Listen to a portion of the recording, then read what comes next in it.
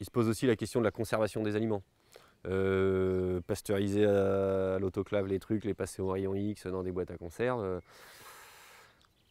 ça pose un problème. Une bonne nourriture, c'est quand même une nourriture fraîche. La boîte à conserve, c'est un truc pour la guerre, c'est pas un truc pour manger. Je mange quelque chose, d'où ça vient. Si on en est trop éloigné, on comprend plus rien. Et donc, forcément, à la fin, on peut nous vendre n'importe quoi. Donc, on peut nous vendre des labels dont on ne sait pas comment sont autorisés les produits, on peut nous mettre n'importe quelle chimie, on comprend absolument plus rien.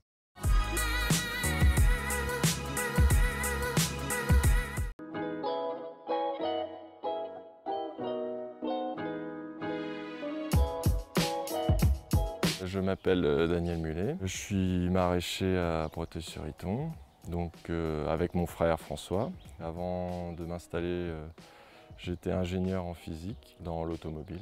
Je suis revenu à la campagne parce que je suis originaire de la campagne déjà, parce que je militais aussi dans les milieux alternatifs, sur l'écologie, sur des choses comme ça.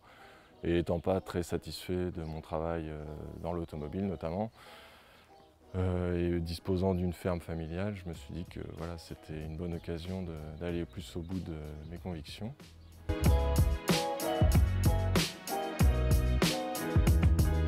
Je suis donc François Mullet, je suis maraîcher depuis 6 ans avec mon frère, bien que je m'intéresse au sujet depuis plus longtemps. J'ai entamé une réflexion sur mes origines rurales, vu que là, ici, sur cette ferme, ma famille est ici depuis 300 ans. Et donc j'ai engagé une réflexion sur le pourquoi du comment du travail du sol, le pourquoi du comment de l'agriculture, le pourquoi du comment de nos techniques, de nos outils. Et il y a tout un tas de choses qui m'ont, je dirais, un peu interloqué. Notamment une question très simple, qu'est-ce que c'est qu'un sol fertile? Qu'est-ce que c'est qu'un sol en bon état?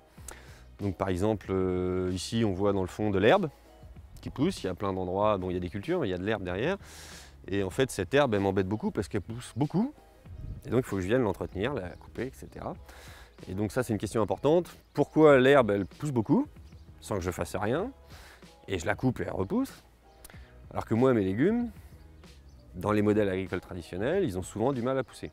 Et je me suis rendu compte que pour réussir à mener à bien cette réflexion, il n'y avait qu'un moyen, c'était de le faire. Alors nous, on a essayé ici de développer du maraîchage sans travail du sol, pour préserver le sol au niveau de son écologie. Et puis aussi d'un point de vue technique au départ, l'idée de moins travailler les sols, c'est aussi moins avoir à désherber, moins avoir à arroser, à avoir des avantages par rapport à ces techniques-là. Naturellement, un sol il est vivant, bon sauf dans le désert, mais partout où il y a des plantes qui poussent, on a des sols vivants. Qu'est-ce que ça veut dire? Ça veut dire qu'on a un certain taux de matière organique, ça veut dire qu'on a une certaine activité biologique, on a de la macrofaune, des champignons, des bactéries, on a tout un tas de bestioles qui passent leur vie à structurer le sol et à fournir des services écologiques aux plantes. Nous, notre idée, c'est essayer de comprendre comment, techniquement, on allait peut-être pouvoir faire un peu machine arrière et concilier à la fois respect de l'environnement, respect de la nature et surtout respect des sols avec la production des plantes modernes, voire peut-être des fois revenir à de la production de plantes qui sont un peu plus sauvages, quoi. Et en faire commercialisation, les remettre au goût du jour, etc.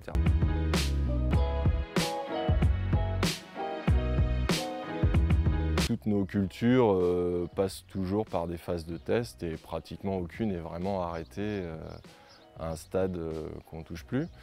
Donc sur chaque culture, tous les ans, on essaye d'améliorer un petit truc, de mettre soit du paillage organique, soit du paillage bâche, enfin voilà, essayer d'autres choses pour voir si on ne peut pas améliorer les rendements, la qualité, plein de choses, la facilité aussi du travail. Le résultat qu'on arrive à avoir sur la culture du légume, le premier résultat c'est un arrosage moindre.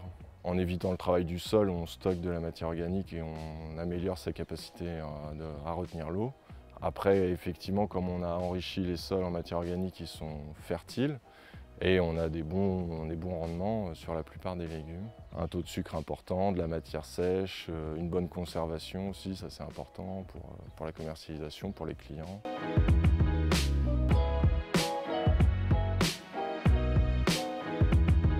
Oui, la question qui fâche, parce qu'elle fâche. Bio ou pas bio? Bon, nous, on est labellisé ici AB. À la base, je m'étais jamais posé la question, je m'en foutais. Moi, ce qui m'intéressait, c'était le modèle de la nature.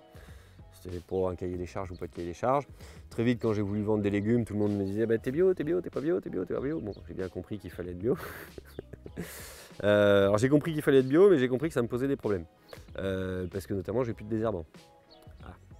Les gens ont très peur des désherbants. Ils ne savent pas ce que c'est qu'un désherbant, ils ne savent pas ce que c'est qu'un chélateur d'un ion, ils ne savent rien, mais ils ont très peur parce que justement ils ne savent pas, c'est ça le problème. Et en plus il y a des produits qui ne sont pas terribles. Bah, c'est très simple, vous qui regardez cette vidéo, posez-vous la question, est-ce que vous avez mangé des produits bio? Cette semaine, est-ce que vous avez mangé des produits bio? Probablement que oui. Est-ce que vous savez qu'on utilise quand même des produits en bio? On a quand même toute une gamme qui d'ailleurs s'agrandit d'année en année de produits utilisables en bio. Ça, tout le monde ne le sait pas. Est-ce que vous savez comment on autorise ou pas les produits dans le cadre du label bio? Est-ce que le commun des consommateurs sait comment on autorise ou pas les produits en conventionnel? C'est-à-dire ce que dit vraiment la loi et pas le label, la loi qui est la même pour tous. Donc en gros, vous mangez des produits bio, mais vous ne savez pas comment on autorise les produits en bio ou pas, vous ne savez pas comment on autorise les produits en conventionnel ou pas. Donc en fait, vous ne savez absolument pas ce que vous mangez. La réflexion sur le travail du sol, elle n'a pas été menée et ça a amené un peu des raisonnements bizarres qui sont les fondements du label bio. Et notamment le travail du sol, dans le label bio, c'est pas grave. C'est-à-dire qu'un exemple très simple, hein, vous prenez une prairie avec 2 tonnes de vers de terre à l'hectare, vous mettez un coup de charrue, vous en tuez 80%. Le label bio ne dit pas c'est bien, c'est pas bien. Il dit c'est normal de labourer, il n'y a aucun problème, on ne voit même pas le souci, quoi. Alors qu'en fait le souci il est énorme. C'est qu'il faudrait qu'on explique, que tout le monde comprenne qu'est-ce que c'est qu'un bon produit et un mauvais produit. Plutôt que de dire ah ça c'est bio, c'est bon et le reste c'est pas bon. Donc quels sont les critères fondamentaux qui peuvent intéresser notamment le consommateur pour savoir ce qu'il mange? Bah, c'est comment obtenir de la qualité nutritive. Et comment ne pas être intoxiqué par des produits qui pourraient l'intoxiquer. Et le problème de la qualité nutritive, nous aujourd'hui on l'a compris, c'est très lié au sol et la plante. Typiquement c'est la tomate. Aujourd'hui, toutes les tomates modernes, les variétés de tomates modernes sont juste dégueulasses, elles ont la peau dure, elles sont peut-être même pas digestes. Alors qu'on retrouve dans tout un tas d'autres types de sélection variétale des produits absolument délicieux, avec des taux de vitamines qui explosent, des taux de sucre incroyables, etc. Et puis l'esthétique, il faut revoir un peu l'esthétique, le calibre, on va voir toutes les salades de la même taille, quel intérêt ça a, aucun, à part pour le transport. Et puis ça dénature quand même complètement une réalité qui est que avoir 2 salades exactement identiques, c'est pas très logique. Chaque plante, elle a été repiquée d'une certaine manière, il lui est arrivé une bricole ou deux, une limace qui a mangé une feuille, un machin. Quelque part, c'est un peu normal quand même qu'il n'y ait pas 2 potirons pareils et qu'il n'y ait pas 2 salades pareilles. Non pas qu'elles soient complètement difformes ou qu'on ait des légumes moches forcément, mais c'est quand même difficile qu'il y en ait 2 exactement pareils. Et c'est quand même aujourd'hui la norme. Il faut que tout soit exactement pareil et ça n'a pas trop de sens, quoi.